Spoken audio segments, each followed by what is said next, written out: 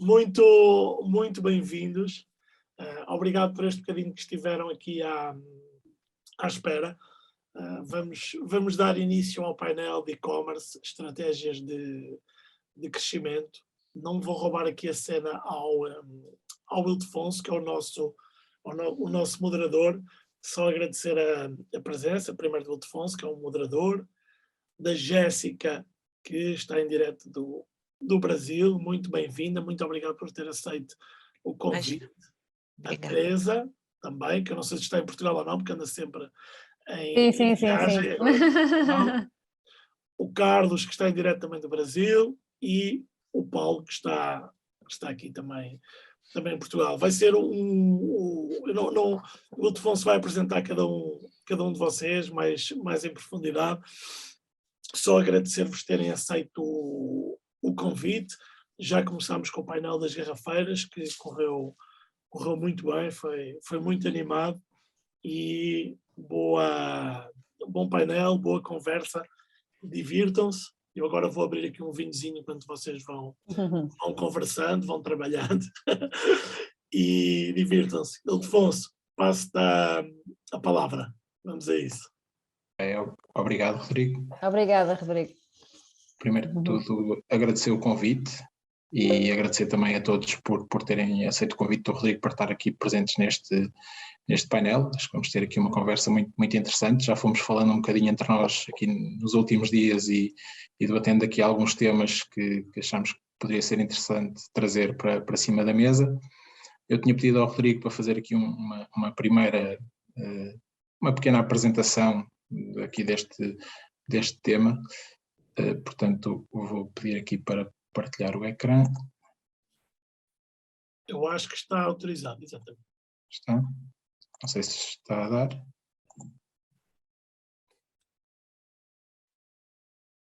Não está a dar, Rodrigo?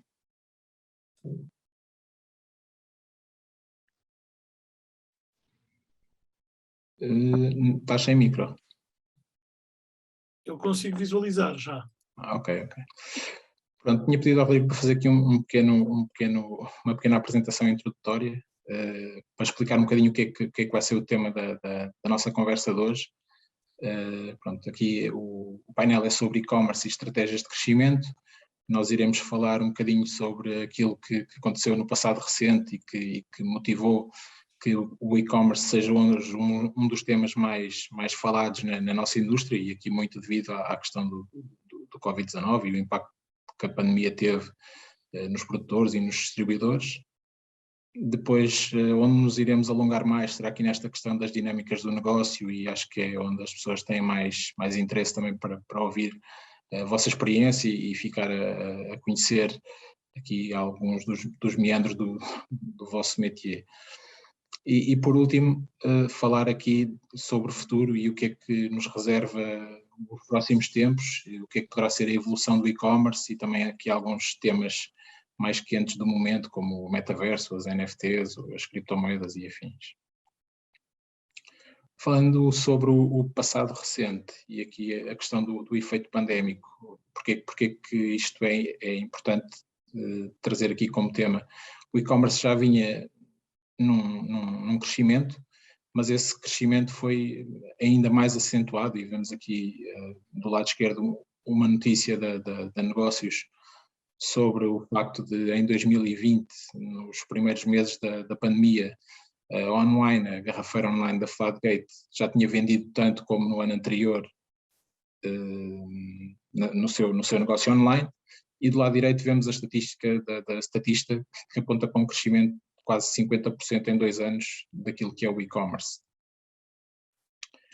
Daqui passamos às dinâmicas do negócio e também trazer aqui alguns números.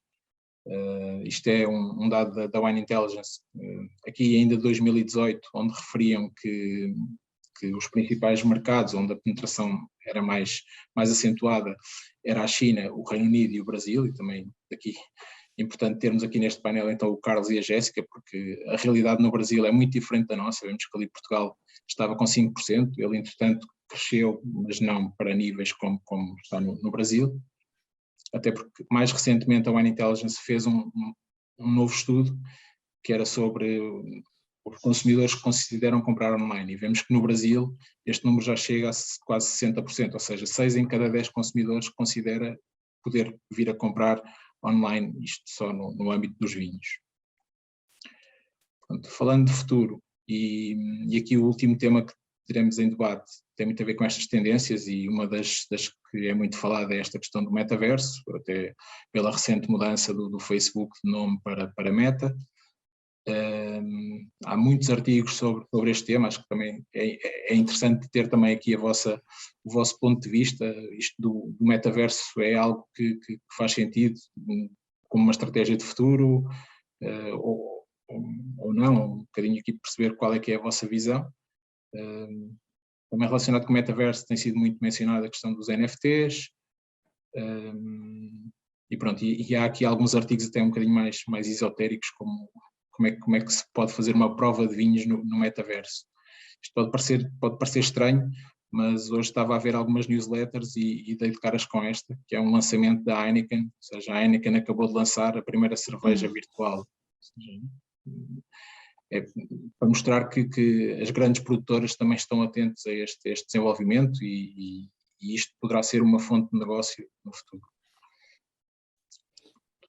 Passando aqui então a apresentar os nossos oradores de hoje. Começo pela Jéssica. A Jéssica tem mais de 10 anos na indústria do e-commerce de vinhos.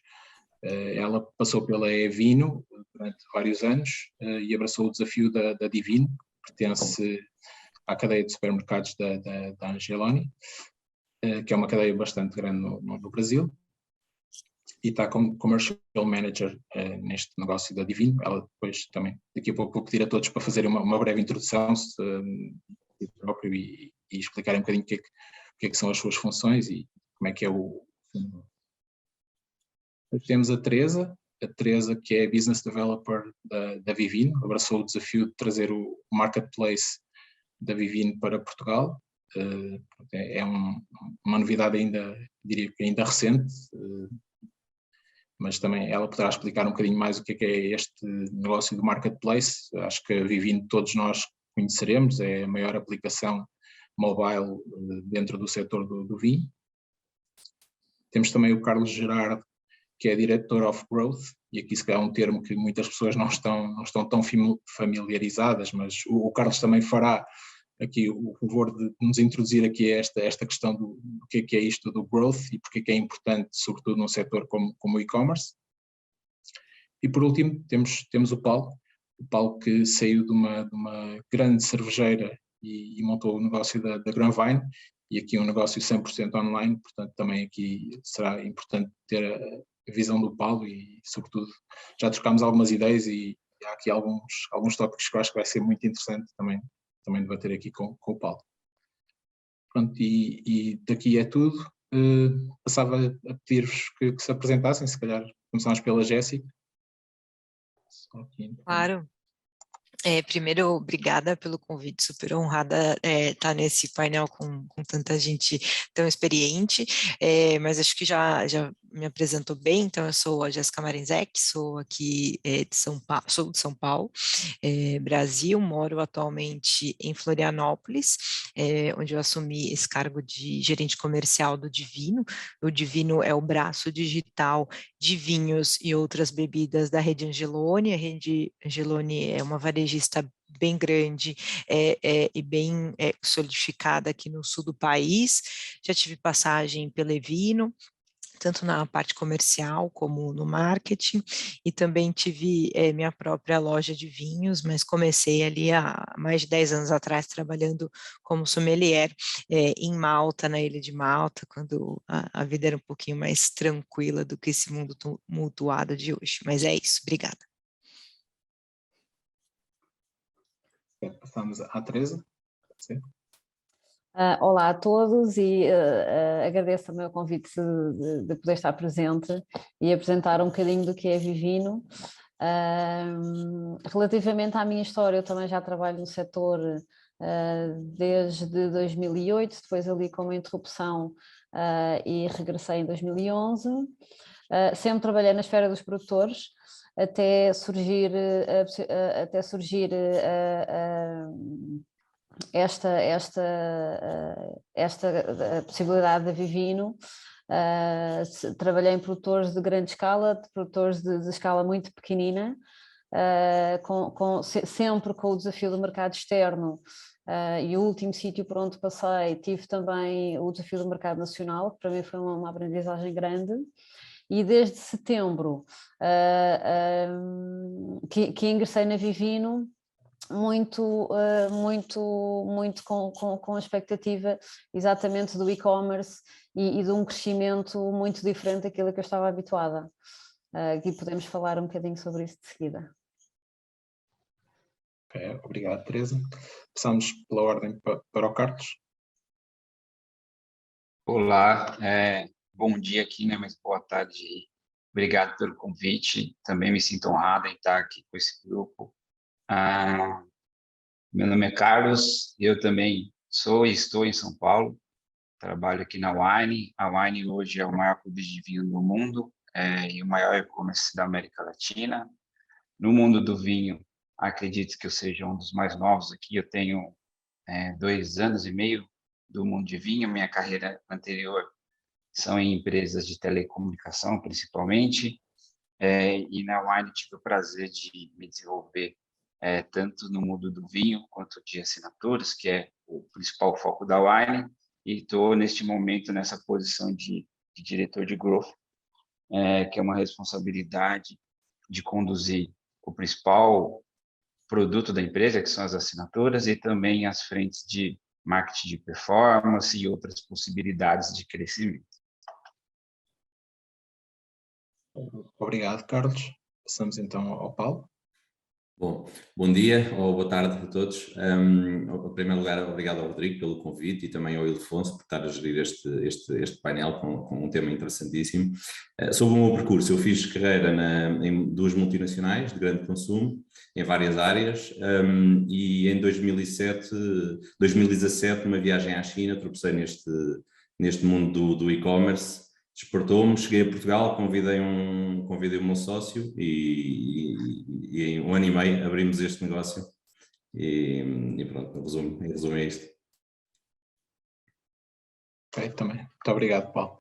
Se calhar começava aqui por algumas questões de temas que podem ser menos comuns, como a questão do marketplace. Teresa, se quiseres explicar um bocadinho o que é isto do marketplace, eu acho que ainda é um termo que as pessoas não estão familiarizadas, pelo menos não na área dos vinhos. Se calhar em Portugal há um ou outro exemplo, como a FNAC ou o quanto custa, mas nos vinhos será certamente uma novidade. Claro que sim. O marketplace não é mais do que uma montra para que quem vende, no setor dos vinhos, claro, para quem vende vinho, para quem comercializa, sejam produtores, sejam distribuidores, sejam garrafeiras, online ou não, que dê essa possibilidade de vender os seus vinhos online. E considerando que a Vivino é uma multinacional, é uma empresa que apesar de ter nascido, é muito recente, foi criada em 2010, mas tem mais de neste momento tem quase 60 milhões de utilizadores no mundo inteiro, o que faz com que exatamente se consiga projetar produtores, marcas, sejam elas de vinho, sejam elas de garrafeiras, globalmente. E, portanto, dando sempre a possibilidade de como marketplace poder, os clientes e os utilizadores poderem comprar vinho através da Vivino, e aos comerciantes, sejam produtores, sejam comerciantes apenas, de vender os vinhos através da Vivino. Obrigado também pelo esclarecimento sobre esse tipo de negócio. Se calhar passávamos aqui ao Carlos, que tem todos assim aquela função mais estranha, pelo menos entre todos nós, é assim um chefe de crescimento, por assim dizer, e há pouco o Carlos mencionava a questão de terem atingido os 300 mil assinantes.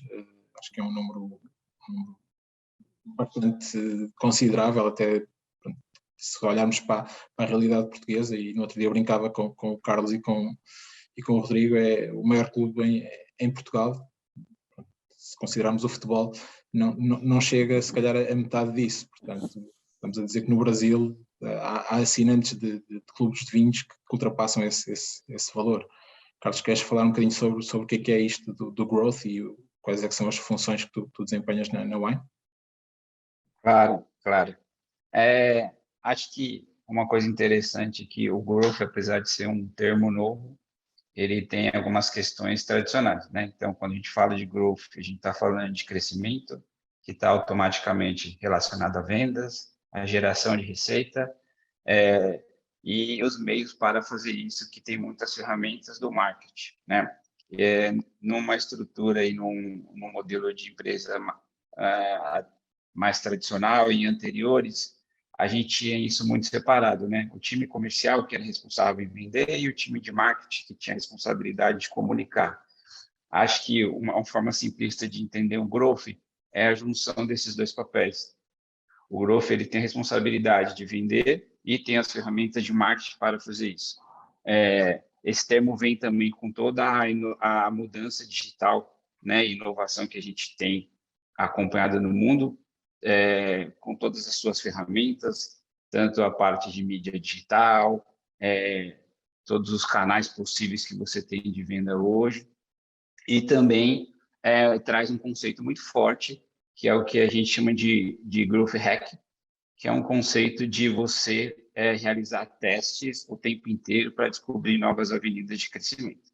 Então, é uma mentalidade de você estressar ao máximo todos os possíveis espaços que você tem com pequenos testes e, a partir disso, você criar vários pequenos crescimentos, que depois, no final, vai criar um crescimento exponencial anormal. Há pouco tu comentavas que estás há pouco tempo no vinho. Como é que foi essa transição do IT para a área de vinho? Foi suave? Foi quase partir muita pedra? Ou, estando na wine, provavelmente já era um setor com muito super digital. Interessante, porque assim que eu pisei o meu pé na wine para fazer a entrevista, foi a primeira coisa que eu falei: olha, eu bebo vinho, todos os vinhos que me oferecem eu bebo, e a maioria eu gosto, mas não entendo quase nada. E isso não foi um problema para a empresa, para as pessoas, e tem sido super suave, e venho aprendendo nos últimos 2 anos, cada dia um pouquinho mais. E o ambiente é super favorável, né? Porque um dos papéis da Wine no Brasil, e agora também no México, é democratizar o vinho, né? Fazer o vinho ser algo mais simples e mais amigável para uma parte maior da sociedade, e isso a gente já tem desde dentro, né? As pessoas, obviamente, a gente tem algumas posições que necessariamente a gente precisa ter pessoas experientes no vinho, especialistas, mas a empresa como um todo vem desenvolvendo as pessoas para posições e aprendendo. No meu caso, especificamente, foi importante e precisou ser rápido, principalmente quando a gente está falando de um conceito de assinatura, o que eu estou entregando de valor para o consumidor. Então, acho que é legal a gente, tendo esse papel no Brasil, de democratizar o vinho, já ter isso já internamente para os próprios colaboradores. Ok, obrigado. Paulo, há pouco falavas que foi na China que deu o clique de querer lançar o negócio. Se quiseres partilhar um bocadinho essa experiência e como é que a China, se calhar ao nível do Brasil, está anos à frente de muitas outras geografias nesta questão do e-commerce. Sim, eu acho que quem quiser, especialmente um e-commerce de vinhos, para os países onde nós olhámos foi China, onde eu descobri este negócio, Brasil e UK. São os 3 países com maior penetração e com maior... que já avançaram, já estão anos à frente daquilo que é os restantes países. Eu tropecei um bocadinho neste negócio em 2016, no final de 2016, porque na China tive uma reunião com um operador de retalho e que ele me dizia que estava a fechar lojas todos os dias porque tinha um concorrente, e ele disse-me o nome do concorrente e eu nem conhecia o concorrente, e quando fui ver era um e-commerce, e pronto, aquilo despertou-me, fiquei a pensar naquilo e foi, no fundo, foi esse o clique que deu. Dizer-vos que na China eu, por menos, fui lá 3 vezes antes de abrir o negócio e até para perceber melhor como é que funcionava. E há pessoas que há pessoas que com 22, 23 anos que nunca entraram em lojas físicas, ou quase não entram em lojas físicas, compram tudo online. É outra realidade, não é? É outra realidade, exatamente. Se calhar, pegando aqui um bocadinho neste tema que falaste das lojas físicas, e passava agora aqui a palavra à Jéssica, e tocando já aqui também um bocadinho na questão da pandemia. Jéssica, quando nós falámos antes deste painel, partilhavas comigo um bocadinho a tua história e o facto de teres montado o teu negócio e o impacto que a pandemia teve acabou por te fazer, de certa forma, regressar para o e-commerce e para o mundo online. Queres partilhar também aqui connosco o que é que foi e qual é que foi o impacto que a pandemia teve em termos de, talvez no lado pessoal, mas também no lado profissional, e o que é que tu encontraste na Evin, porque depois desse teu negócio tu voltaste à Evin? Sim, claro, a gente, acho que em 2019, a palavra do ano no varejo era omnichannel, né? Então a gente sempre falava dessa jornada do cliente, onde ele ou ela podem encontrar exatamente o mesmo produto onde estiver, né? Em todos os pontos de contato, seja no físico, seja no online. Então, um ano e meio antes, a ideia era desenvolver esse trabalho omnichannel, mas veio a pandemia e ela deu uma atrasada nisso. Mas, em contrapartida, ela, de fato, acelerou muitos outros temas dentro do mundo do vinho. E nesse processo, nessa mudança, eu voltei para a Evin, eu já tinha tido uma passagem lá na parte comercial e voltei na parte no marketing, trabalhando branding, trabalhando conteúdo, e o grande impacto que hoje a gente tem que entender, né, quão positivo ou negativo são todos esses estímulos e são todos esses conteúdos que a gente coloca online, mas é a única forma da gente né, se comunicar e se conectar com esse cliente, assim. Então foi um período bem ótimo, assim, certamente muito atípico para todo mundo, mas muito excitante de descoberta de como se conectar com essas pessoas. Eu tenho certeza que a gente foi muito bem sucedido nisso, ficou aí um legado. Já há 6 meses eu saí de lá e vejo que muita coisa ainda é trabalhada dessa construção, e aí a gente vai falar bastante aqui sobre e-commerce, mas no final das contas é sobre pessoas, né? Então é como o pessoal falou um pouco, como a gente se comunica com essas pessoas. Acho que a gente aprendeu muito nesse processo do que de fato esse cliente quer, mas a gente aprendeu agora, daqui a 6 meses vai mudar tudo de novo, porque a gente nunca pode prever o comportamento do consumidor. Sim, e se há uma certeza que no e-commerce as coisas mudam muito, muito rapidamente. Paulo, trazendo também aqui o tema da pandemia, e nós tivemos uma conversa muito, muito interessante sobre isso, e o teu ponto de vista um bocadinho particular sobre este tema, que eu achei de veras interessante, porque toda a gente diz que a pandemia ajudou a crescer o e-commerce, mas tu tens uma outra perspectiva, se quiseres também partilhar um pouco connosco. Sim. Então, o que eu acho é que o Covid, e com o facto do consumidor da loja física estar com horários limitados, do consumidor desconhecer um bocadinho a doença, o vírus, o que veio trazer o Covid, e especialmente no primeiro confinamento, foi novos utilizadores para este negócio. E durante este período tem vindo a aumentar muitas pessoas experimentaram pela primeira vez comprar online só após o primeiro confinamento.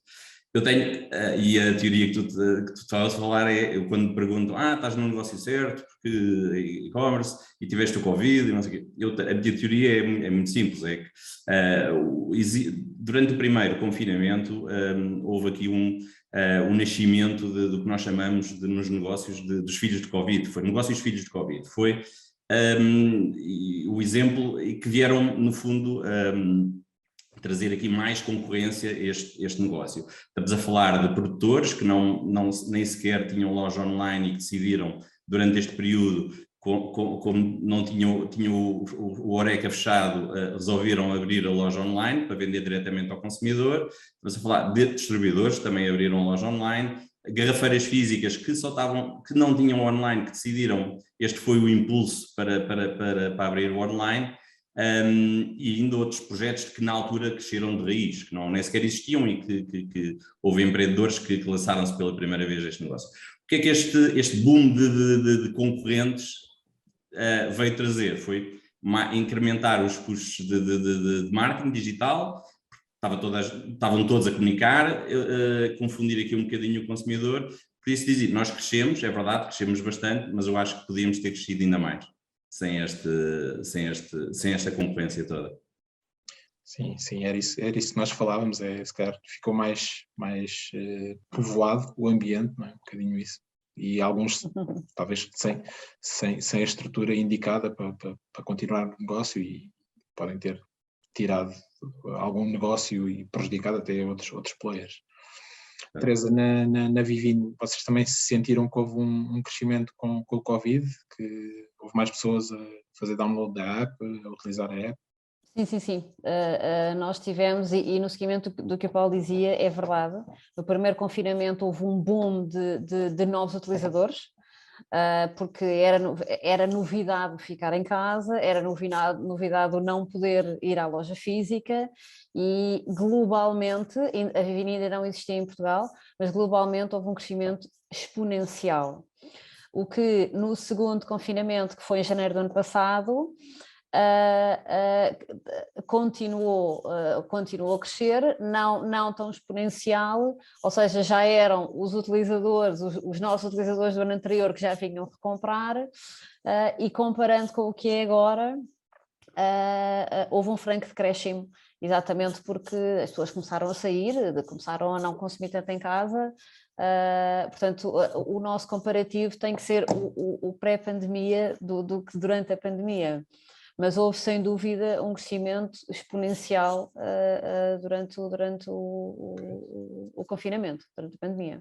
Eu pegava nessas palavras, crescimento exponencial, e atirava aqui ao Carlos, porque pela conversa que nós tivemos, Carlos, vocês duplicaram o número de assinantes na wine.com.br com o Covid, certo?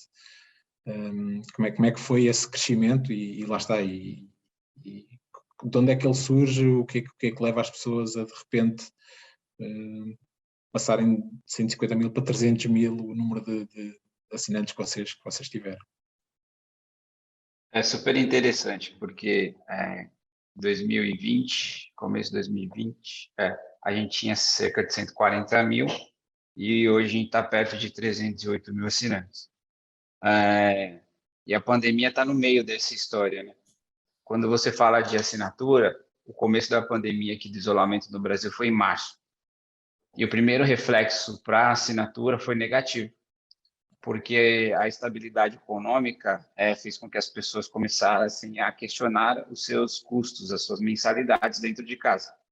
Então, os 15, 20 primeiros dias de março, a gente teve um decréscimo, né? Aumento do cancelamento das assinaturas. Passado isso, as pessoas começaram a entender que os próximos dias, mal sabia que seriam meses e até ano, ficariam em casa. Aí sim a gente começou a viver uma enxurrada de acesso, né? Porque a verdade é que as pessoas passaram a estar mais online, e aí quem estava mais preparado para capturar esse tráfego conseguiu fazer um bom uso disso. E a gente teve um crescimento muito importante nesse período, assim. Em março ainda não, mas em abril a gente já começou a notar um crescimento ainda mais usual, de 14%, 15%, 20%. Em maio a gente fez o nosso melhor número de assinaturas, recorde de todos os tempos, foi maior do que o nosso melhor mês, nosso melhor período, que é a Black Friday. E a gente conseguiu manter esse pico aí durante o ano de 2020. Mesmo depois, com o processo de volta para as ruas, né, de começar a voltar a consumir, a gente teve o desafio de manter, porque expectativa de resultado é isso, né? Você atinge um patamar, você sempre está buscando mais, e a gente vem conseguindo manter esse mesmo patamar. Obviamente que quando a gente fala de assinatura, você tem um crescimento exponencial, mas você chega num momento que aí passa a ser um crescimento marginal. Mas nos últimos 2 anos, como você comentou, a gente conseguiu aí, um pouco mais que dobrar a base de assinantes. Sobre esses assinantes, entrando aqui na parte do negócio, como é que tu caracterizas? São pessoas conhecedoras de vinho? São pessoas muito apreciadores? São consumidores mais casuais? Como é que caracterizas esse tipo de assinantes que vocês têm? A gente tem um mix interessante, mas o nosso posicionamento está muito para facilitar toda a jornada de consumo do vinho, que para a cultura brasileira não é algo simples, né? É você entender qual que é o tipo de paladar que você tem, o que te agrada, depois você encontrar um comércio e chegar lá, dentre N rótulos, escolher o que vai dar certo. Isso no Brasil acontece muito por relacionamento. Um amigo indica, você participa de alguma reunião, você conhece algum vinho, e não é algo fácil, é simples, né? Se você não tem um volume, um ciclo de relacionamento que te permita aprender e conhecer vinho, você acaba se limitando. Aí entra a assinatura para te ajudar com isso e trazer opções tanto para que você desenvolva e conheça vinhos do mundo inteiro, ou para você garantir que na sua casa sempre vai ter um bom vinho com uma plataforma que te permita customizar a sua wine box, que é o nome das nossas assinaturas, de acordo com o tipo de vinho e seu paladar. Então, a gente se posiciona para resolver esse problema e a gente tem uma massa maior de pessoas que estão iniciando e buscando expandir o seu repertório de vinho, mas ao longo do tempo ela vai evoluindo, né? Tanto que a gente tem 7, 8 tipos de assinaturas diferentes e a pessoa vai evoluindo no paladar e vai fazendo esse upgrade de assinaturas. Então, a gente tem de todos os tipos, mas o que entra de novos, a grande maioria são pessoas que estão iniciando, ainda tem um repertório menor de vinhos, de conhecimento. Obrigado. Teresa, na Vivino também é assim? Vocês têm muitos clientes ou utilizadores casuais ou são pessoas mais que têm um maior envolvimento com o vinho e scanam muitos rótulos? Como é que é? Sim, eu estava a achar muito interessante o que o Carlos estava a dizer, porque a Vivino nasceu exatamente para isso, ou seja, para desmistificar muito uma parede cheia com centenas de rótulos e nós não sabemos o que é que escolhemos. Aliás, a história da Vivino começa muito aí, que um dos fundadores, a Vivino é uma empresa que nasceu na Dinamarca, em Copenhaga, portanto um país não produtor, e ele ia para um jantar de amigos e entrou numa garrafeira e deparou-se com centenas de rótulos e pensou, o que é que eu vou escolher? E como eu ando a ver milhões de pessoas assim, que gostam de vinho, mas não sabem o que onde escolher. E então o conceito da Vivino nasceu exatamente disso, que é facilitar ao utilizador ter acesso à informação da maior panóplia de vinhos que pode existir no mundo. E como é que isso é feito? Portanto, no fundo, a Vivino é uma rede social onde cada utilizador, através da app, que é uma app gratuita, em todo o mundo, cada utilizador pode fazer o scan de um rótulo, pode perceber se ele já existe, se não existe pode introduzi-lo na app e assim, e se o provar pode fazer uma classificação e essas classificações vão ficando registadas no seu perfil, ou seja, sempre que o utilizador vai abrir a app, os vinhos que lhe vão sendo sugeridos são sempre de acordo com que o utilizador classificou os vinhos que bebe ou que prova, ou por aí. E, inclusivamente, também pode procurar informação de um vinho que não conhece, exatamente que pontuação é que tem. As pontuações do vinho são de 1 a 5 e tem um número de classificações definidas. E a Vivino é muito firme nesta questão por exemplo, dos anos de colheita, onde um ano de colheita pode ter uma classificação de 3.8 e no ano a seguir já pode ter 4.1. Portanto, é muito transparente estas classificações por parte dos utilizadores, porque no fundo aquilo são classificações, tudo o que lá está é um apanhado de toda a gente no mundo, sejam eles crípticos, conhecedores, não conhecedores, se gostam ou se não gostam, ponto. Aqui uma curiosidade, vocês depois utilizam essa informação para fazer comunicação tailor-made para Exatamente, totalmente segmentada, sim. Sim. E se calhar também pensando um bocadinho no nosso âmbito de Portugal, vocês conseguem saber dentro de Portugal quais é que são as regiões mais pesquisadas, quais é que são as regiões Sim, por estilo de vinho, por região, por tipologia, mas muito agora estamos muito focados na questão do estilo de vinho, não só em Portugal, mas no mundo inteiro, porque nós conseguimos de Portugal ter acesso a todos os estilos de vinho e todas as regiões do mundo. São muito diferentes, por exemplo, o consumidor português do consumidor brasileiro, não sei se tens assim alguns dados.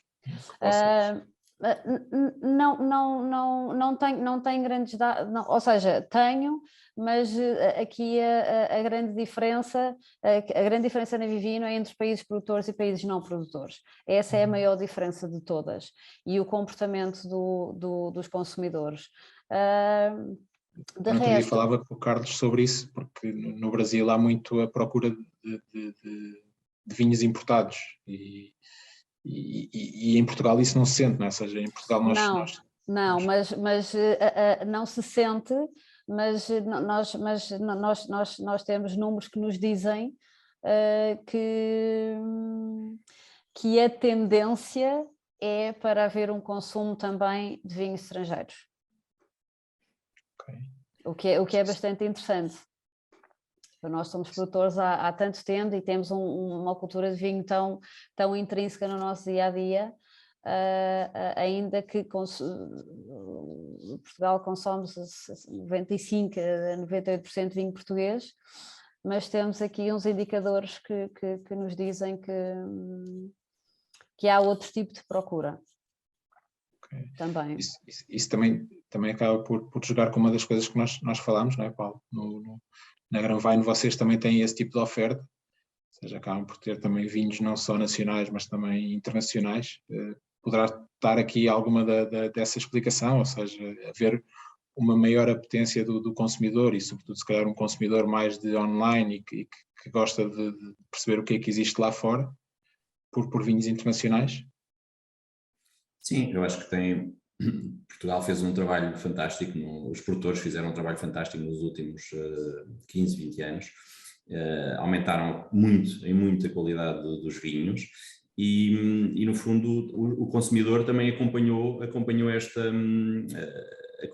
crescimento de qualidade e hoje esse consumidor também quer experimentar, percebe que há vinhos diferentes, há vinhos de castas que eu gosto mais e no fundo dá-lhe a potência para querer experimentar vinhos todos os países, não é? Mas maioritariamente franceses, italianos, espanhóis. Os principais países produtores do vinho. Okay. Jéssica, na Divino também há muita procura por vinhos de outras nacionalidades, como acontece com a wine?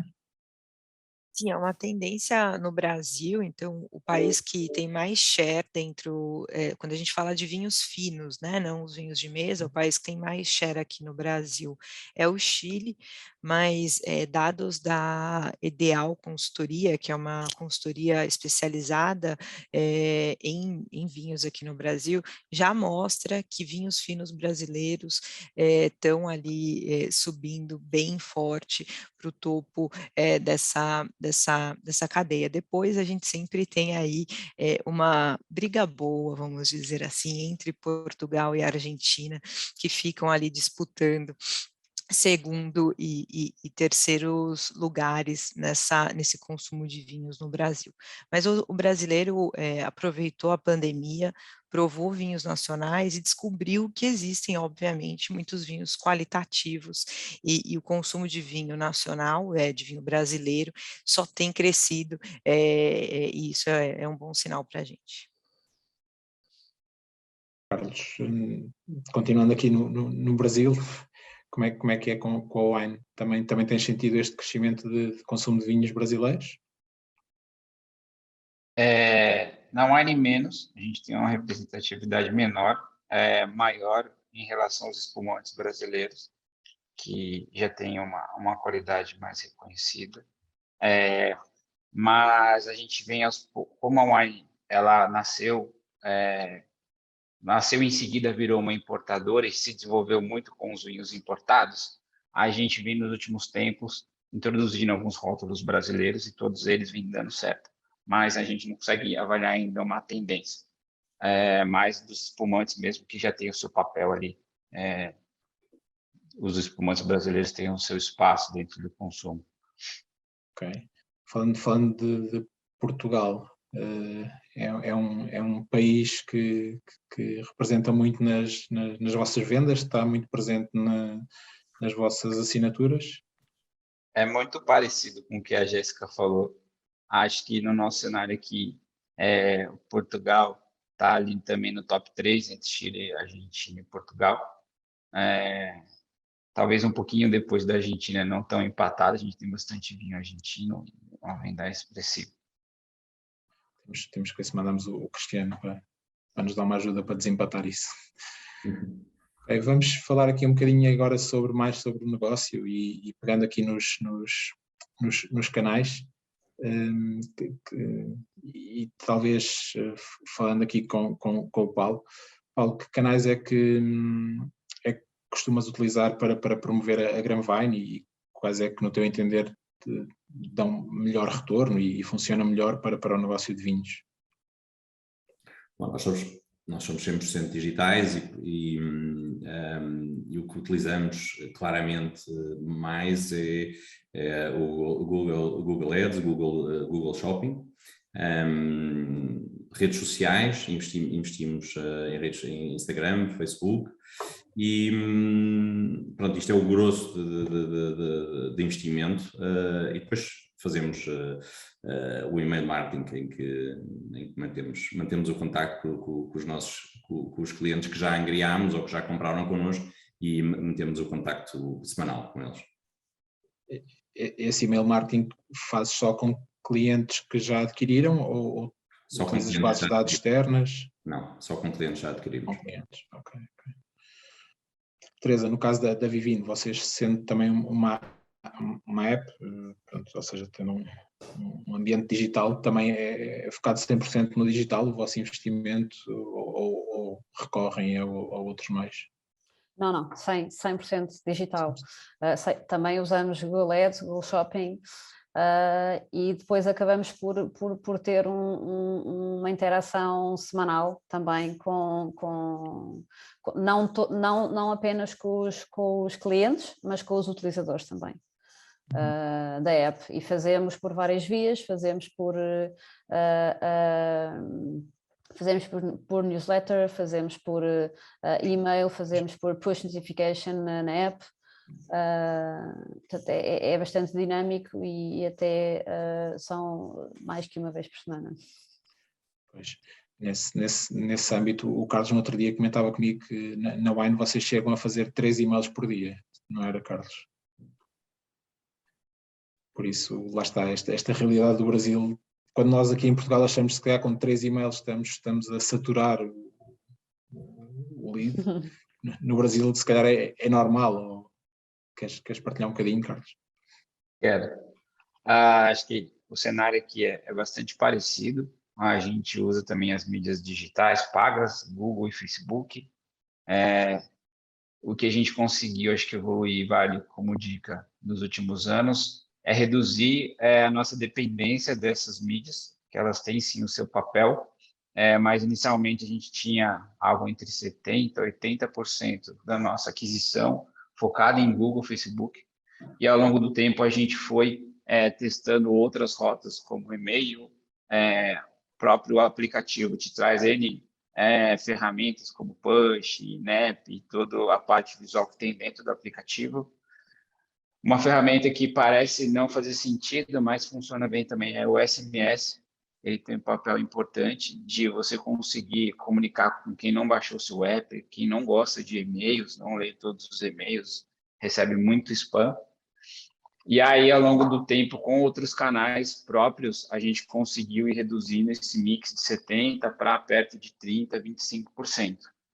E aí, hoje, a gente usa muito as mídias pagas para acessar os consumidores, fazendo um papel ali mais de topo e meio de funil. Então, apresentando a Wine as soluções, e aí, em algum momento, ele não necessariamente compra, mas ele se cadastra. E aí eu entro com todos os outros canais para poder fazer disso um negócio, uma venda. Então, essa estratégia tem funcionado bastante para a gente. Jéssica, no outro dia também falávamos que vocês trabalham também muito com e-mail, têm uma base de dados muito grande. Podes partilhar connosco também um bocadinho como é que é a vossa estratégia? Claro.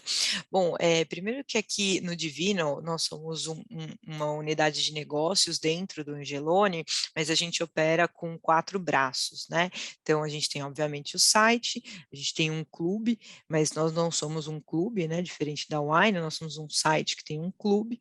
A gente tem o B2B, que está se desenvolvendo esse ano, e a gente trabalha os nossos produtos em marketplace. Então, quando eu me juntei ao time em outubro do ano passado, a gente tinha um share de venda por e-mail marketing bem baixo, de, sei lá, 13% mais ou menos.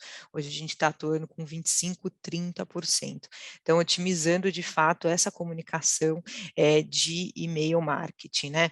Certamente aqui não sou tão especialista em growth quanto o Carlos, mas a gente sabe que e-mail marketing é a nossa comunicação mais em conta e que ajuda muito na hora da conversão, né? Então, como gerente comercial, para mim o importante é a conversão, é a galera passando o cartão ali.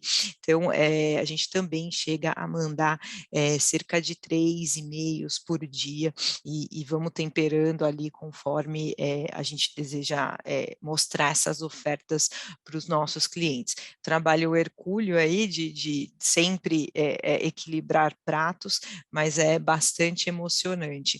E o teste, que até o Carlos comentou no começo, né, de fazer muito teste, acho que a importância disso é fazer muito teste. A gente pode dar várias dicas aqui, dica de SMS, por exemplo, a SMS para a gente já não é algo que a gente curta fazer muito, para nós não funciona, mas isso é da natureza do nosso negócio, então para outras empresas faz muito sentido, então acho que é importante filtrar, fazer o teste, entender o que funciona para o negócio de cada um. Sim, uma das traves basilares do growth é isso, é teste, não é, Carlos? E pronto, falando de testar e depois de medir esses testes, que tipo de métricas é que vocês usam para analisar se a ação foi bem sucedida ou não e voltar eventualmente a repeti-la? Podes partilhar um pouco connosco com as métricas que na Wine vocês utilizam, Carlos? Acho que é importante isso que a Jéssica falou, que a receita não é igual para todo mundo, né? Então, o teste ajuda também com isso, aí você entender qual que é o modelo ideal de crescimento para a sua empresa. O SMS foi um bom exemplo de que funciona para a Wine e não faz sentido para a Divino, e assim vai por todos os tipos de canais e estratégia. A gente usa, para cada tipo de canal, ele tem o seu próprio funil, né? Então, eu vou falar aqui dos mais tradicionais, por exemplo, e-mail. A gente acompanha a taxa de abertura, é um dos principais indicadores, porque hoje é a dificuldade, né, você ter com que o seu e-mail seja aberto pelo consumidor dentre N e-mails que ele recebe, e depois a taxa de clique. Ele abre, vê ali uma mensagem, o quão aquela mensagem é atrativa ou não, você vai ver pela taxa de clique. E no final, a conversão. Então, esse é um funil do e-mail. para você conseguir concluir que um teste é bom ou ruim, se ele ajuda ou não, você tem que estar sempre comparando com outras coisas. Seja algum e-mail que você fez diferente, seja um horário que você mandou diferente, seja uma ferramenta que você mandou diferente, ou seja uma oferta. Aqui eu dei um exemplo de métricas e tipos de variáveis que você pode fazer um teste. O ideal é que você consiga isolar ao máximo essas variáveis para que elas não se misturem e você faça um teste e não consiga concluir ali o que no final te ajudou ou não. Uma coisa interessante que a Wine fez e ajuda é você criar um ambiente para testes. Porque a gente fala teste, teste, teste, mas num dia a dia mais tático e operacional, a tendência é que a gente não consiga se organizar para realizar esses testes. A gente tem ali o dia a dia para tocar, o resultado para entregar, as metas para bater. Então, você separar, seja um período, ou um time, uma pessoa, ou até pedir uma ajuda externa, para que fique ali testando para você, tem muito valor. É óbvio que os testes precisam ter contexto, você não pode simplesmente falar, testa aí para mim um monte de coisa. Não, você precisa ir criando suas hipóteses. Será que isso aqui funciona? Será que isso aqui, se mudar, melhora? E aí você entrega hipóteses para esse ambiente de testes e aí lá eles testam.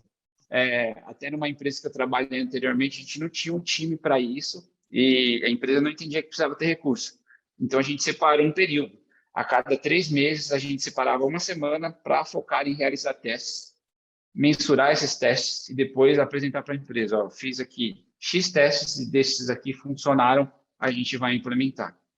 Então, tem um pouco de cultura também e organização para você fazer isso. Obrigado. Paulo, na Granvine, vocês também usam essas métricas de análise de conversões e taxas de abertura? Como é que vocês decidem os vossos investimentos? Sim, o Carlos resumiu muito bem e falou do funil de compras do email marketing, mas existem outros e cada canal tem a sua análise e os seus resultados. Eu diria que métricas, no geral, as métricas com que nós nos baseamos, e se calhar começar aqui um bocadinho pelas mais importantes, é o crescimento de encomendas e de faturação versus o período homólogo do ano anterior.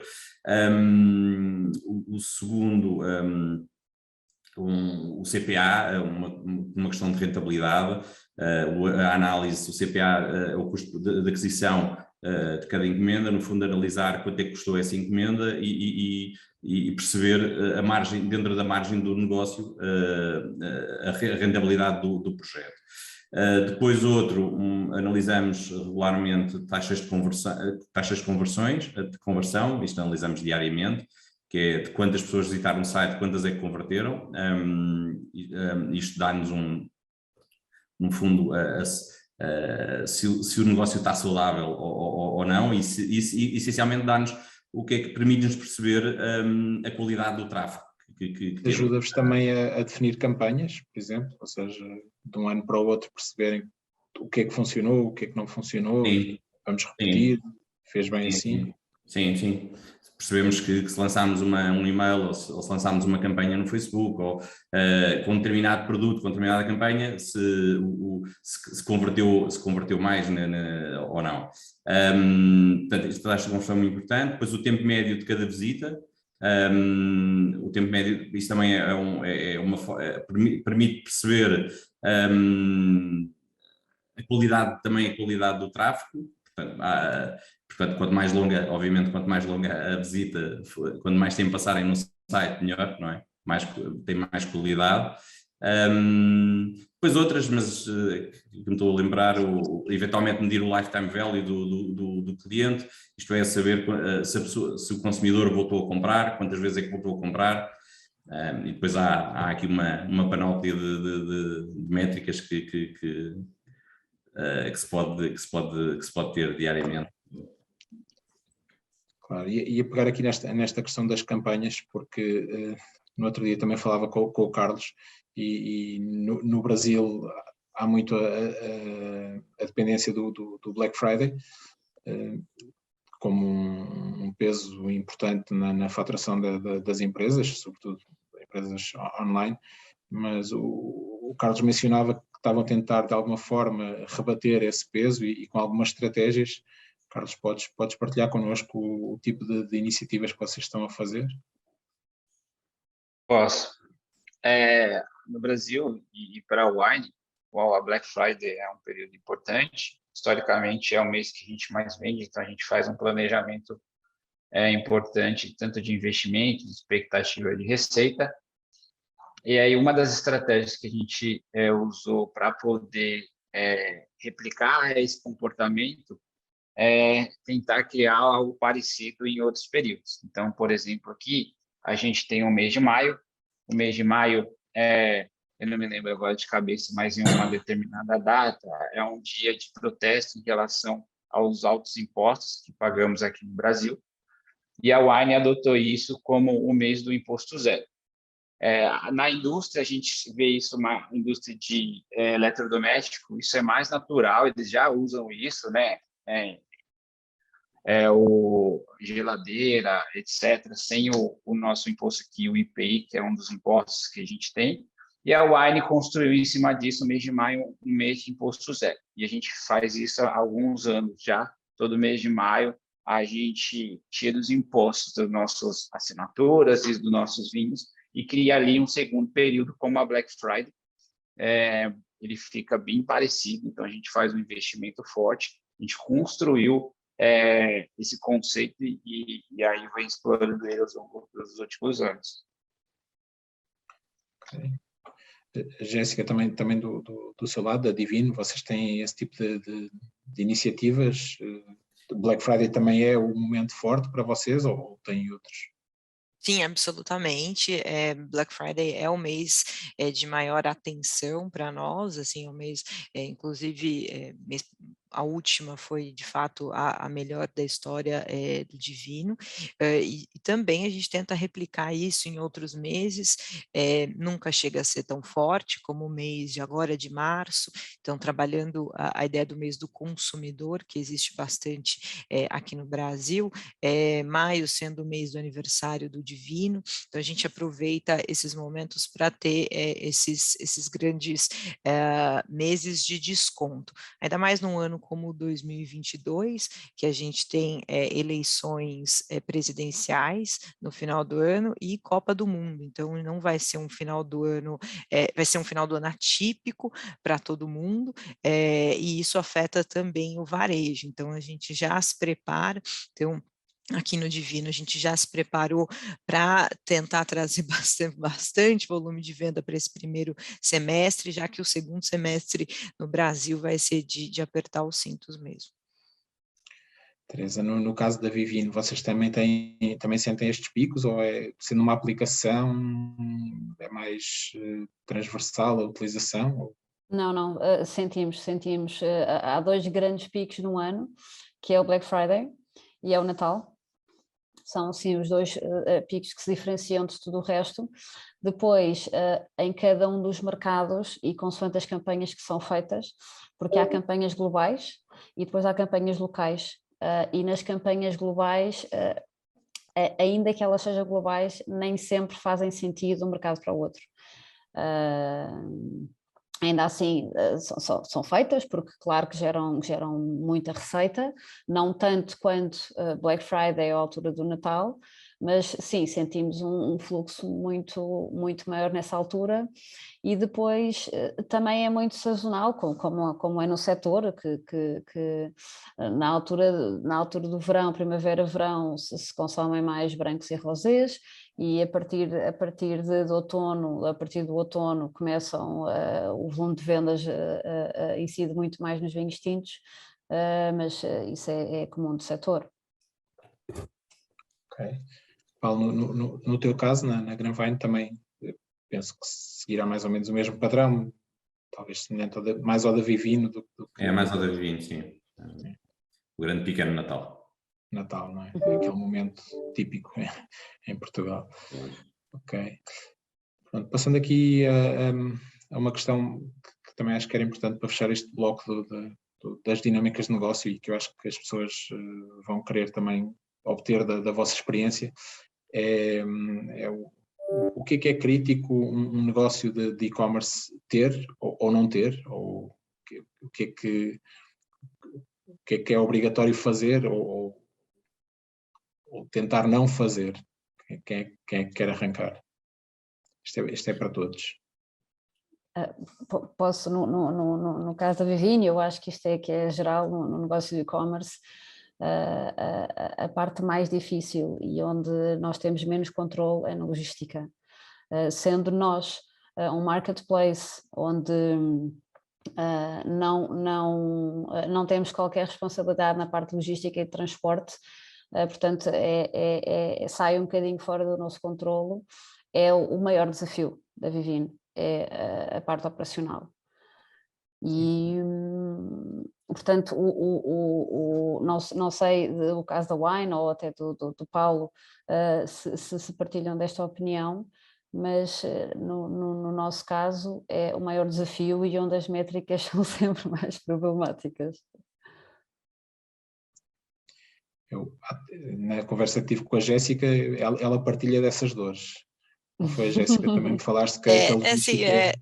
Na verdade, a logística é um grande gargalo no mercado nacional, né, visto as dimensões continentais do Brasil, então eu acho que isso é um tema que a gente não vai conseguir resolver no curto prazo, né, os custos e tudo mais, mas para mim o que não pode acontecer em e-commerce ou em varejo algum, para mim o foco está sempre no cliente, eu sou meio chata com isso, eu acho que é subestimar mesmo esse cliente, achar que deixa eu colocar o produto lá, deixa eu fazer a entrega aqui, que as pessoas vão voltar.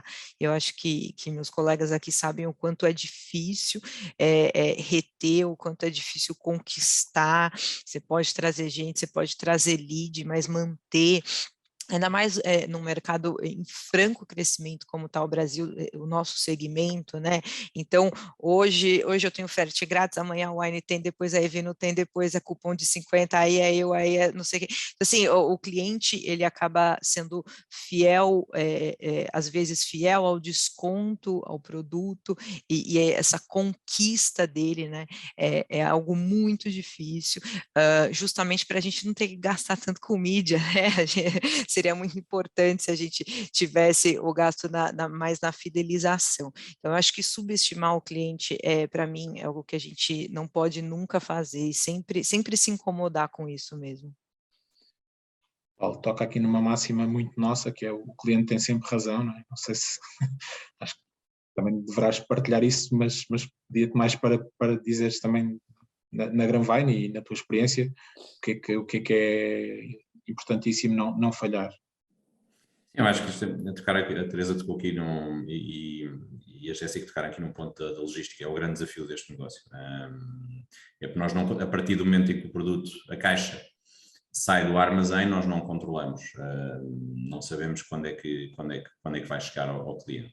E por isso é o nosso foco, o foco da operação está todo na concretização, no passo final em que a encomenda chega ao cliente. Depois são os desafios do dia a dia, eu acho que não tenho com que me queixar nesse aspecto, porque somos rápidos a atuar, rápidos a responder, arranjamos soluções quando os problemas existem, felizmente não existem muitos, mas quando eles aparecem arranjamos soluções. Ok. Carlos, aqui na questão da logística, e se calhar a Wine aqui está um passo um bocadinho à frente, porque outro dia nós falámos que vocês têm lojas quase em todos os estados, né? Ou seja, onde vocês acabam por fazer aqui uma entrega dos vinhos ao consumidor. Podes falar um bocadinho dessa experiência da Wine, que é um pouco diferente dos restantes? Posso. Eu particularmente concordo. Primeiramente, né, concordo 100% com a questão da logística, porque o atraso ou a não entrega ou a entrega de um produto danificado, você quebrou a proposta de valor, então é meio que fundamental para qualquer e-commerce. Na Wine, a gente tem uma estrutura bem interessante e a gente sofre pouco com isso, até pela essa estrutura. Primeiro que a gente tem 1/3 do negócio como assinatura, que te permite ter um planejamento e uma organização de entrega melhor, porque é uma recorrência. E segundo, de fato, a nossa estrutura, o centro de distribuição e a quantidade de parceiros que a gente tem para entregar, onde a gente usa bastante inteligência para poder definir que parceiro e até para otimizar os nossos custos de logística. Além disso, dentro do nosso propósito de ser o maior clube de vinhos do mundo, mas também estar em todos os momentos do cliente onde ele vai consumir o vinho, a gente tem, como eu te comentei, 16 lojas. Essas lojas estão espalhadas pelo país, a nossa expectativa é cada vez mais estar representada em todos os estados. E essa loja, ela é uma loja de vinhos, mas ela não tem um papel tradicional do varejo de ter uma loja para gerar lucros, mas sim ser uma extensão física da Wine, onde o cliente possa ter um ponto em que ele tenha uma experiência. O nosso sócio mesmo. A loja é feita para o sócio. Você já é sócio da Wine, já compra no e-commerce, vem aqui na nossa loja, você pode ver os rótulos, experimentar os rótulos, a gente tem os scanner shows com os displays para ele entender um pouco mais de onde está vindo, a história da vinícola, etc. E, estrategicamente, essas lojas também fazem um papel de centro de distribuição avançado. Então, hoje, o sócio do Wine, se ele quiser comprar as melhores ofertas do e-commerce para receber em 7 dias, ele compra, mas se ele quiser comprar um vinho para almoçar às 2 horas, ele, dentro do aplicativo, seleciona a loja mais próxima e recebe em 30 minutos. A entrega rápida, que é também um negócio que está em crescimento e se calhar aqui, pegando já no outro tópico a seguir, e porque também estamos muito apertados com o tempo, acham que o futuro do e-commerce passa por aí, porque cada vez mais esta entrega imediata e em menos de meia hora ou em menos de uma hora? Uhum. Sim, Teresa? Muito. Sim. Ok, mas isso não irá acrescentar estas dificuldades logísticas? Como é que... Quer dizer, no nosso caso, claro que é um desejo e nós temos como um dos nossos SLAs com os nossos parceiros é exatamente cumprir as 24 horas de entrega, de shipping. Nem sempre é possível e claro que estamos cientes disso, mas é um dos requisitos. Mas até noutros setores nós vemos isso, que até no retalho, grandes supermercados hoje em dia há entregas que são feitas em 2 horas. E isso sim é um serviço que cada vez mais o consumidor procura. E personalizado, quando está a fazer uma compra, que se entre em contacto com ele se houver ruptura de um produto, e se possa repor, portanto, dentro do mesmo valor. Quanto mais personalizado e mais próximo estiver, sim, sem dúvida que é muito ganhador para o e-commerce. As chamadas dark stores, que é um bocadinho esse conceito de ter lojas em pontos centrais das cidades, acham que é uma realidade que os vinhos também vão abraçar dentro de pouco tempo? Se calhar no Brasil está mais avançado do que nós aqui em Portugal, mas Paulo, achas que isso é uma expectativa também para nós? Eu acho que sim, que vai acompanhar no fundo o resto das categorias. Agora, também acho que o vinho não está tão pressionado com a rapidez, no sentido em que nós temos grande parte das nossas vendas ou das nossas compras, são consumidores que compram hoje um vinho que só vão beber daqui a 5 anos. No fundo, compram para a garrafeira.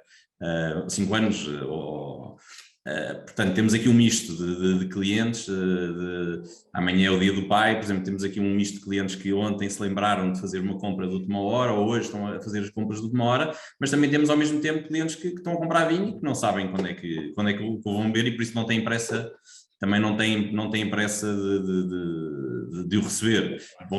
Vão receber todos à mesma altura, mas no entanto a expectativa é diferente de uns para outros. Portanto, eu acho que o vinho eu punha o vinho num campeonato diferente de produtos de supermercado ou de rapidez de entrega. Então. Rapidez de entrega, exatamente. Ok. Carlos, entrando aqui também neste ponto do futuro e um bocadinho, se calhar, qual é que é a visão da Wine em termos de futuro? E no início eu falava um bocadinho disto do metaverso, das NFTs, das criptomoedas. É tudo temas que estão em cima da mesa na Wine? É algo que vocês ainda acham que está muito distante? As criptomoedas, acho que mais presente. A gente está se preparando já para aceitar bitcoins nos pagamentos. Isso deve acontecer em breve, sim, dias ou mês. Metaverso, NFTs é algo que a gente está absorvendo e entendendo como que isso vai se desdobrar no mercado como um todo. A gente já entendeu um pouco, já elucubrou algumas coisas, imaginou que poderiam ser feitas, mas ainda num momento muito de concepção, imaginar o que poderíamos fazer com isso. A gente tem discutido isso sim, inclusive com o nosso conselho. Também, Jéssica, no teu caso, no outro dia nós falámos de uma evolução também em termos de pagamentos, que era a questão do Pix.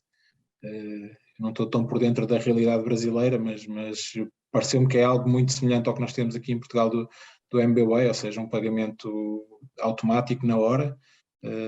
Isso é uma evolução desta área digital que tu vês acontecer cada vez mais rápido? Perfeito. A gente aqui tem uma das métricas, que é o que a gente chama de quebra, né? Isso é um termo que a gente usa internamente mesmo, que é o que é captado, mas não é faturado dentro do site, né? E às vezes dentro do mundo dos boletos isso acontece bastante. Então eu imprimo um boleto ali, esqueço de pagar, alguém me chama e tudo mais. E o Pix ele ajuda bastante. Então, para quem não está familiarizado, essa a transferência bancária que pode ser feita por um QR Code, por um endereço de e-mail, um telefonema, vai na hora, não tem nenhum custo, então isso vai chegar em breve. Essa para nós vai ser uma grande evolução, certamente. Ok, obrigado. Pronto, estamos em cima da hora. Eu ia chamar aqui o Rodrigo, que ele tem também algumas perguntas para levantar por parte dos participantes. Quando eu entro, quer dizer que está a acabar, eu sou o polícia. temos aqui algumas perguntas do público. Temos aqui uma pergunta que é mesmo direta para a Jéssica, que é do Fernando. O Fernando diz: gostaria de saber como foi a transição de sommelier para a parte do marketing do vinho e e-commerce. Porque exatamente a Jéssica é alguém que tem aqui um percurso diferente, já estava dentro do mundo do vinho, não é? Sim, exato. Na verdade, foi muito tranquilo, então, rapidinho, eu morava em Malta, eu era comissária de bordo antes de entrar no mundo do vinho, então eu comecei trabalhando com o serviço do vinho, porque fazer o serviço para mim era muito, muito fácil, não existia nenhuma complexidade. Mas já quando eu decidi fazer a transição de carreira, eu sabia que eu queria trabalhar comercial barra marketing, né? Então foi bastante tranquilo para mim, porque eu queria muito, mas não foi fácil, né? A gente brinca, a gente sabe bastante aqui no Brasil que quem quer entrar no mundo do vinho, que estuda vinho, faz todos os 10 mil cursos, que é super importante, mas é também importante a gente fazer outros cursos. Então eu fui buscar pós-graduação em varejo, em marketing digital, justamente para agregar esse conhecimento. Às vezes eu brinco que é legal você ter essa paixão pelo vinho, mas toma cuidado para a paixão pelo vinho não tomar conta de ti, você esquecer que o negócio precisa rodar. Isso é mais importante. Mas foi bem tranquilo, bem gostoso e sempre aprendendo e conhecendo cada vez mais gente legal nesse mundo. Muito bem, excelente. Temos aqui uma pergunta do José Ramalho Fontes, que é dirigida aqui ao Ildefonso, mas sobretudo para as empresas portuguesas. Como é que tem sido o crescimento do e-commerce nas empresas portuguesas e também nas médias e nas maiores? Se calhar não sei se tens estes dados. Eu também não sei se a pergunta vai para quem é produtor ou se estamos a falar para quem é e-commerce, porque temos aqui vários universos misturados, não é? Vários canais. Hoje no painel das garrafeiras falávamos disso, não é? Os canais cruzam-se, as empresas cruzam-se, não é? há pouco o Paulo falava um bocadinho disso e é uma realidade, ou seja, mesmo nós os produtores, quando surgiu a questão da pandemia e nós, enquanto Aveleda, sentimos essa necessidade porque temos uma loja física em Penafiel e sentimos essa necessidade de abrir uma loja nossa, uma loja online, que tem estado a funcionar bastante bem, segue um bocadinho aqui a mesma norma que foram falando de Natal, Black Friday, um ou outro momento que nós também tentamos puxar e procuramos também ter vinhos mais exclusivos e vinhos que por vezes são mais difíceis de encontrar e o e-commerce em termos da Aveleda tem estado a crescer. É um setor também para o qual estamos a olhar atentamente. Sim, eu penso que pelo menos não existem dados específicos do e-commerce das grandes empresas. Só conseguimos ter esses dados oficialmente se forem empresas que só façam isso. Aqui uma pergunta do Manuel Silva, que é uma pergunta aberta a todos os oradores, mas eu se calhar até começava pelo aqui ao Carlos e depois à Teresa e ao Paulo, a Jéssica já falou aqui um bocadinho. Quantos players é que o e-commerce, o mercado aguenta? Eu penso que isto tem a ver com você ter uma barreira muito baixa de entrada, não é? Ou seja, qualquer pessoa pode criar um e-commerce de vinho. Ou seja, nós vemos, mesmo em Portugal, sendo um país tão pequeno, há milhões. Se calhar é muito difícil responder a quantos players aguenta, mas vamos dizer assim, o que é que vai definir quem é que aguenta? Pronto. É interessante. Interrompi aqui, Tereza. Desculpa, Tereza. Não, vai. É uma pergunta, para mim, extremamente difícil. Não teria resposta. Mas eu acredito que os principais que, sei lá, vão tomar 90% do mercado está em top 4, 5 no Brasil. O que a gente vê no Brasil é um movimento de consolidação, né? Alguns M&As acontecendo, mas vamos lá, acho que 90% é muita coisa, mas uns 70% da demanda vai estar concentrado nesses grandes, e aí nos outros 30% tem um monte de pequenininhos que podem, em algum momento, se desenvolver e incomodar, mas é bem concentrado. Eu diria que em Portugal segue muito a mesma linha. Também há assim de 4 ou 5 que são maiores e no fundo estes maiores vêm do maior investimento que se faz online e eu acho que o segredo, que não é segredo nenhum, mas é aí que está, que é quanto maior o investimento online, mais potencia a visualização. Portanto, não há nenhum limite, creio eu que não há um limite, há o limite um bocadinho no budget de cada um. Boa. Não sei se o Paulo quer dizer alguma coisa. Só completar aqui um bocadinho, de facto eu concordo com o Carlos e com a Teresa, eu acho que vai haver agora nos próximos meses, anos, vai haver mais concentração de negócio. O que eu acho que a principal diferença é que quem cresceu no Covid, quem surgiu no Covid, conseguiu fazer negócio com pouco investimento. E a partir do momento em que o Covid acaba, que está agora, o investimento que se tem que fazer para faturar exatamente o mesmo, ou se calhar menos às vezes, é muito superior. Ou seja, mudam as métricas. Mudam as métricas e obviamente deixa de ser interessante para muitos players, não é? Claro. Eu tenho 1001 perguntas e agora vou fazer uma ou duas minhas que vão surgindo e se calhar perguntava à Jéssica, por também ter a experiência do outro lado, e a Teresa também tem, como é que se consegue passar a experiência do mundo físico, do mundo do vinho, que é um mundo tão sensorial, para o e-commerce? E eu sei que eu vejo há muita gente que diz que é impossível, mas por outro lado eu vejo, nomeadamente a Jéssica, vejo fazer um grande trabalho de passagem de conhecimento. Como é que se consegue fazer isso? Como é que nós conseguimos que o consumidor tenha pelo menos um bocadinho de experiência? Ai, Rodrigo, é difícil. Criação de conteúdo, que é algo que eu faço e já fiz durante muito tempo, não é algo fácil. A gente tem que também sair da nossa casinha o tempo inteiro. Mas existe algo também sobre criação de conteúdo no geral e saindo do mundo do vinho, é se mostrar também vulnerável, e aí acho que é onde você atinge as outras pessoas.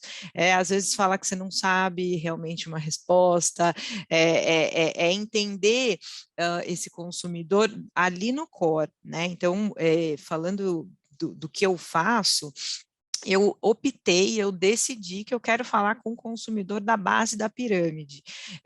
Ai, não, vem cá, vamos lá trabalhar aquele vinho super premium. Adoro, faria, super, mas eu gosto de quem está entrando, eu vou responder o que é reserva e reservado 560 mil vezes, eu vou responder a diferença do vinho seco e meio seco, e é isso que as pessoas querem no final das contas, elas querem a resposta pronta, né? Então a gente tenta florear, né? A gente fala aqui, enfeitar o pavão, mas as pessoas querem, o que eu vou harmonizar com o meu fricassê de frango. Eu quero um negócio simples, é muito, assim, é 10 passos atrás do que às vezes a gente acha que é. Então, essa conexão da simplicidade, eu acho que faz bastante diferença, mas ela não é fácil também, porque você precisa se despir, por isso que eu falei daquela coisa de amar muito o produto, porque às vezes você precisa se despir de algumas coisas que você acredita e que precisa defender no vinho, que você não precisa. A galera só quer comer uma pizza de calabresa e tomar um vinho, e é basicamente isso, assim. É fácil na definição, mas a construção, ela é bastante difícil. Obrigado. O simples nem sempre é fácil, não é? É verdade. Eu acho que isso é uma grande diferença do que eu observo das grandes empresas brasileiras de e-commerce. Para quem trabalha no mercado português, é que as grandes empresas brasileiras conseguiram fazer essa desconstrução, e também porque talvez o mercado lhes permitisse começar mais pela base, e comunicar de uma forma mais simples para uma base, que é a base que vocês criam, não é? O número grande de consumidores, e olhando mais para o wine, que o case é mais conhecido, não é, Carlos? Começaram pela base, não é? Quem não consumia vinho, começar a comprar e vocês fazerem a curadoria, não é? Não, sem dúvida, sem dúvida. Essa pergunta que você fez para a Jéssica, eu aqui conhecendo um pouco do trabalho dela, não poderia ser para outra pessoa mesmo. Tangibilizar algo tão sensorial é um desafio mesmo. Eu acho que, até por ser um mercado que cresce tão rápido, faz muito sentido, né, a gente se posicionar para esse público que está chegando. E aí é um pouco do que, até eu pensei nisso quando o Defonso perguntou o que não pode faltar no e-commerce. Eu acho que não só no e-commerce, mas para todos os negócios, é um pouco do que a gente brinca, assim, que é onde a onça bebe água. Aonde estão os seus consumidores? Quem são eles e onde eles estão? Isso vai fazer um diferencial gigante a hora que você entender isso. Parece que é uma receita igual para todo mundo, faz Google, Facebook, mas não é. Você entender o comportamento do seu consumidor, onde ele está, onde você precisa aparecer, faz total diferença. Tomei nota aqui de onde a onça bebe água. Temos que arranjar uma tradução para português de Portugal. Olha, eu queria agradecer a todos. Vou começar pelo Ildefonso, que fez aqui a amabilidade de aceitar o convite para ser o moderador. Eu é que agradeço o teu convite, Rodrigo, e também agradeço a todos de terem aqui participado e ajudado nesta moderação e a tornar isto muito, muito mais fácil do que provavelmente eu pensaria no início. E queria agradecer à Teresa. Já tive o prazer de conversar no outro dia no Wine to Help com a Teresa e foi muito bom. Perdão, espero conseguir conversar com cada um de vocês individualmente. Agradecer à Jéssica, também muito, já acompanho a Jéssica há bastante tempo. Carlos, muito, muito obrigado também, muito, muito conhecimento.